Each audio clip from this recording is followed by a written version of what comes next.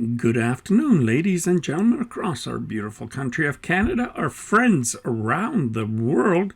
Welcome back to your favorite Angry Canadian on the 25th day of May 2023.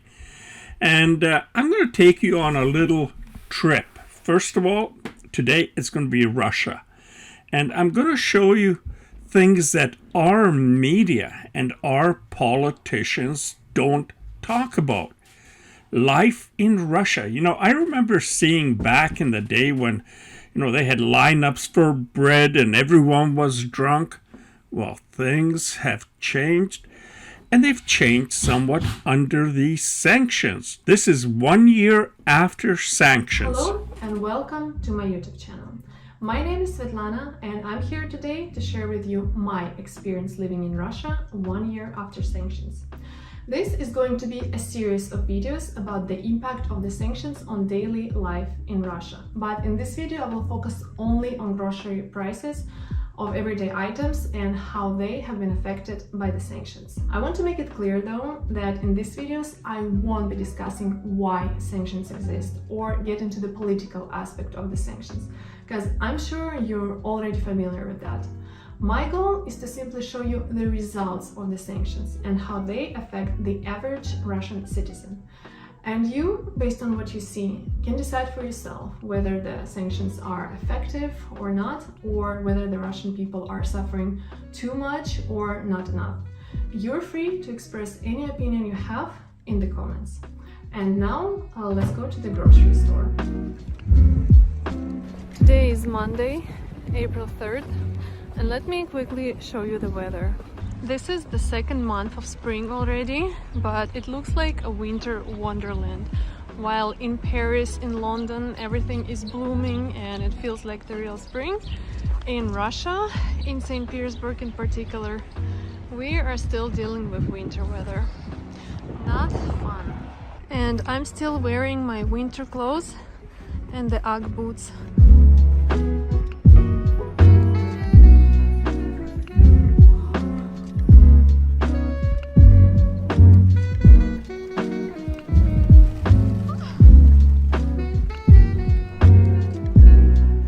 Back home now and I'm packing at the moment, and I was searching through one of my closets because I'm trying to find some stuff that I might need to bring it back to St. Petersburg with me, and I found something that I wanted to share with you so you can get to know me better. I found a bag with my old medals from my swim years. There's more of them, and I have a question. What would you do in my case?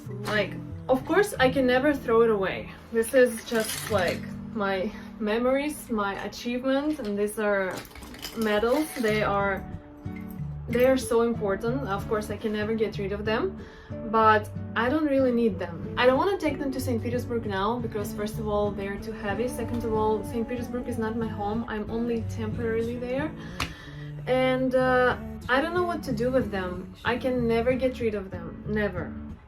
But I also don't really need them. Of course, I can bring them in better condition. I can wash all the ribbons and stuff, but how can I store them? How can I serve them? What would you do in my case? Please give me some advice. How would you store something very valuable and important, but something that you don't really need? Swimming was never my favorite part of my life, even though I dedicated 15 years to it.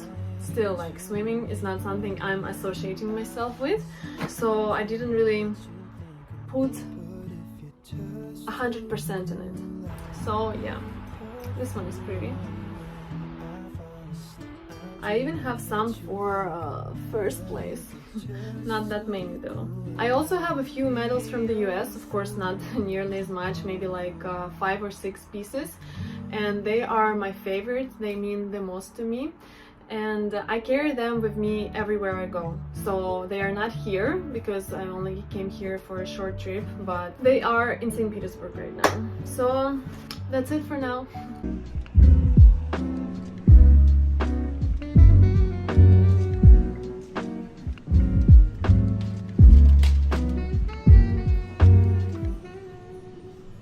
Today I came to a grocery store that's called Plovdiv.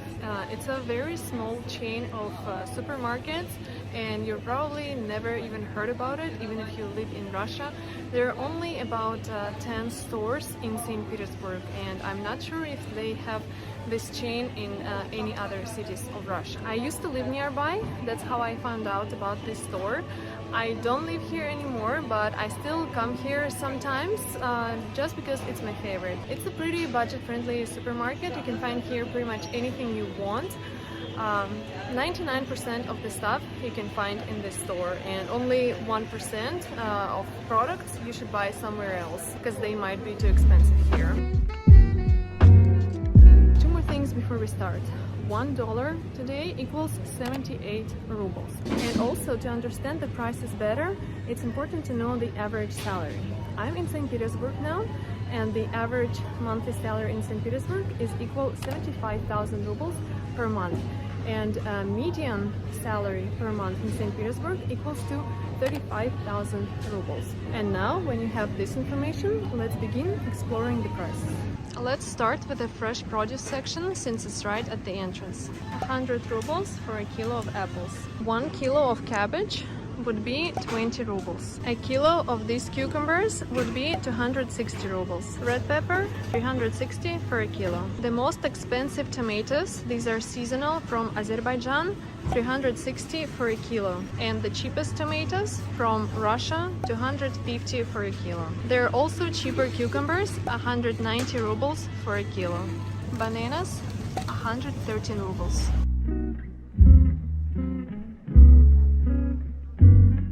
I was almost kicked out of the store. They told me I cannot film here, but I know I can. But the guy doesn't seem to be very approachable, so I don't really have much time, and I will try to be as fast as I can to film as much as I can, because he will probably come back after me. So...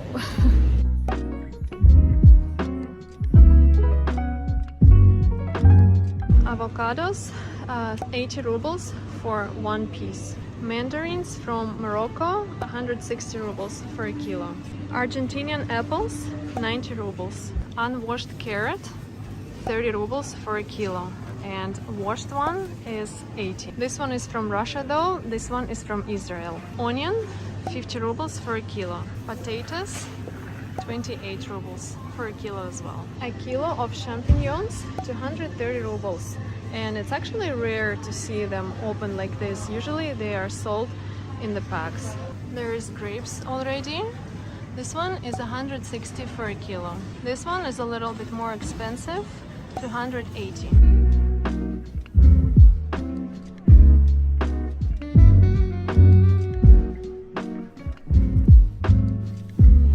As always, a huge selection of eggs. 109 rubles for a pack of 10, 94, 84, 190 for a pack of 20 eggs.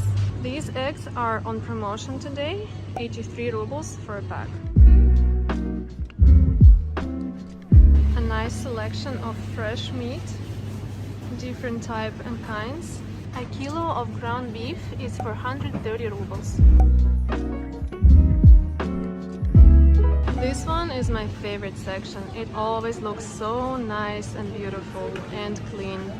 A kilo of salmon here, of salmon steak, is 1800 rubles. Salmon is probably one of the few things I wouldn't buy here because it's a little bit more expensive. But this fish, 1 kilo of forel, is 540 rubles. That's a good price today. A small selection of oils here. A huge bottle of olive oil is 530 rubles. And oil is another thing I wouldn't buy here. I would find it at a different store. And also, you see here two prices. This one, the more expensive one, and this one. This price is for those who have cards. I have a card, so I will pay this price. This price is the original price for those who don't have a card. Or here is a regular white tag. This is just a regular price. It's the same price for everybody. Mayo in Russia comes in packages like this. One pack would be 80 rubles. A pack of this mayo, 110 rubles. A full chicken like this would be 124 rubles for a kilo. This one is 1,700 grams. A pack of ketchup, 99 rubles. Here is some cheese. Cheese has been under sanctions since 2014, and basically all the cheese that you see is Russian made. A pack of this cheese, 340 rubles. This cheese was just renamed. It used to be called Poltermani, and now due to sanctions they had to change their name and it's called Laplandia now. Sausages, all different types, 109 rubles for a pack.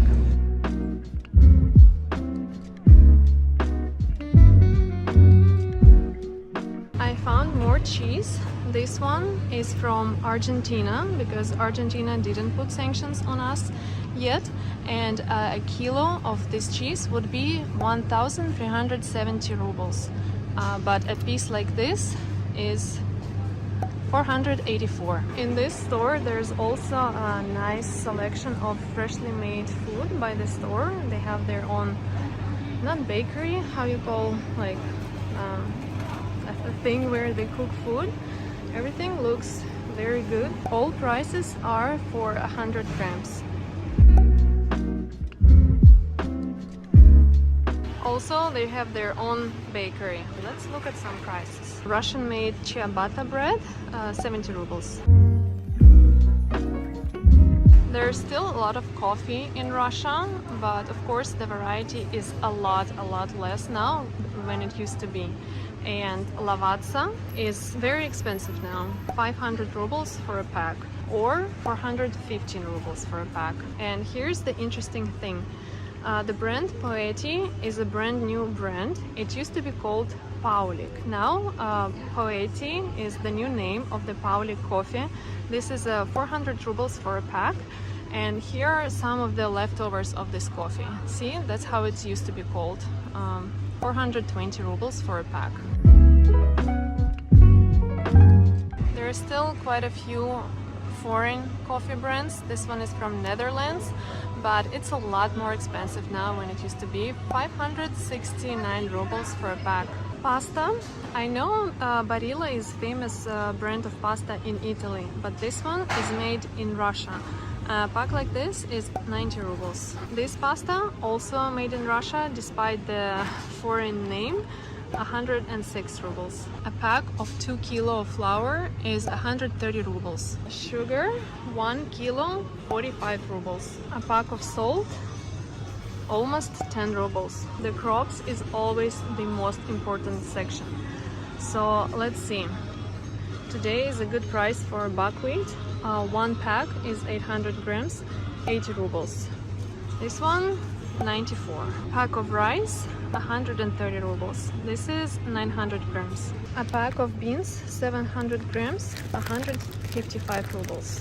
Oats, one pack, 37 rubles. Milk. This is a very famous brand of milk in Russia called Prostokvashino. Not only milk, all milk products in general.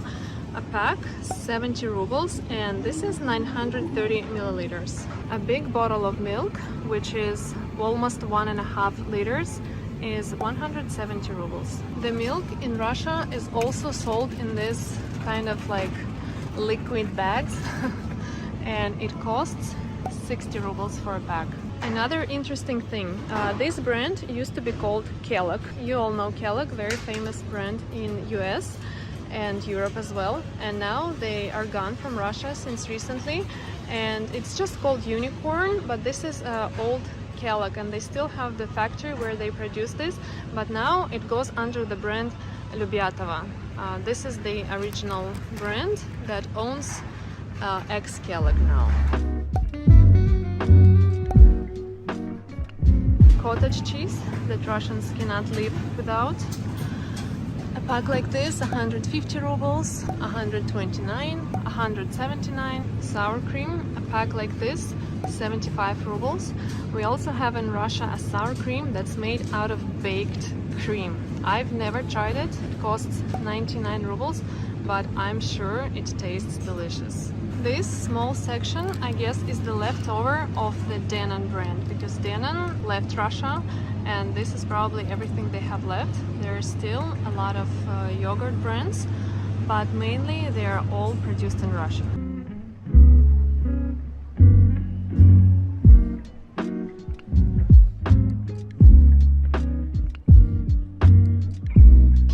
the different candies, Russians of course, and all these types of candies are 300 rubles for a kilo.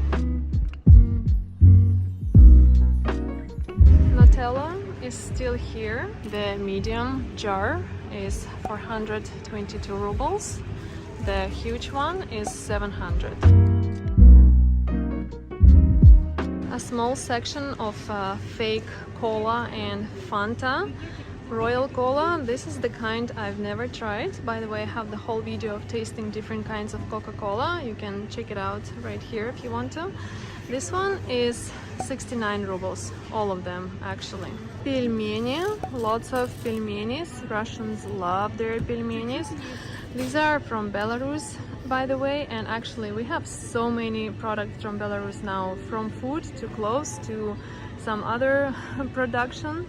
And these cost 250 rubles for a pack. And more pelmenis, these are more expensive, 450 rubles for a pack as well. I have them for alcoholics. So many different types of beers.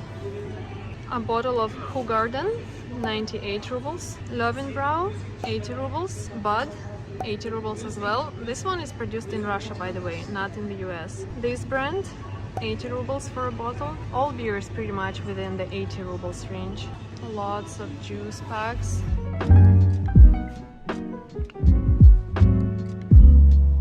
Here's some pesto sauce, 235 rubles for a bottle. This one is made in Italy, it says. Jalapeno, 140 rubles for a jar.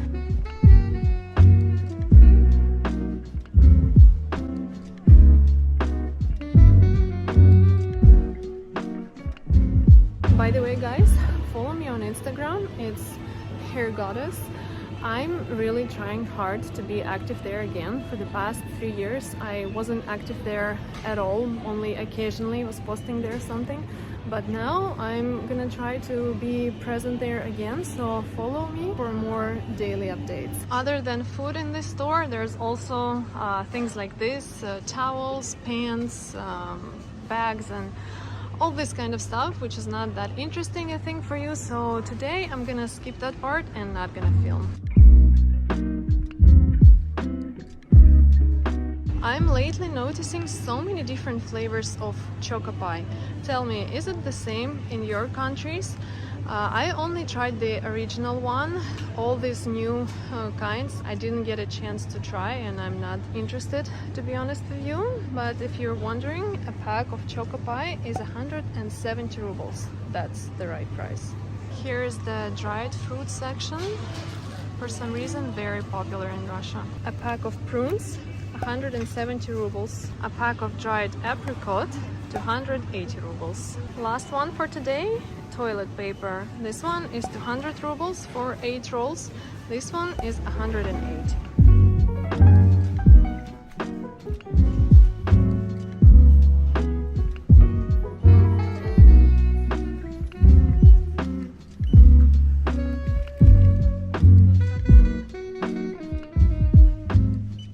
Just left the store and I spent 1,381 ruble, which is not a lot, but I also didn't get basically anything. And the guy who was following me, he made me so distracted, and I'm sure I forgot some of the important things. But I hope you'll forgive me for that, because I was under a very stressful situation there. He was following me, watching me, just staring at me, and I don't know, maybe if I spend there longer, he would call the police or something. But I'm sure I forgot something because of that. But anyways, as you can see, the store is full. Every aisle I showed you was very full, and that's how the situation has been since the beginning of sanctions. But the important thing is, Russia, of course, is not gonna starve because of the sanctions, because Russia has its own produce. The way the sanctions affected the grocery items is that the variety became less. There's so much less option compared to 1 year ago, because a lot of Western brands have left the Russian market for good. And Russia started to produce more of its own, but it's not that good yet, I would say. Some of it is not as good as what we lost. And now I'm going to a different store. I need to buy some chicken. I will just show you the store. It's a very small store, and I will show you some prices and how they sell like meat there. So let's go.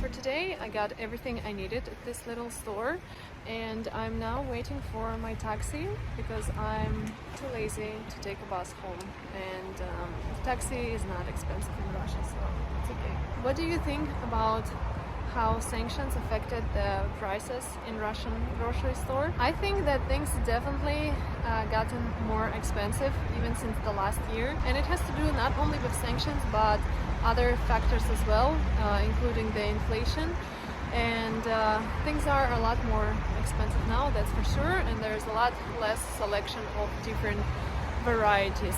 And I'm waiting for your comments. Want to know your opinion. What do you think about how sanctions affected Russian prices in 1 year? Don't forget to follow me on Instagram, and I will see you in the next video where I will be talking only about how sanctions affected Russian shopping malls. So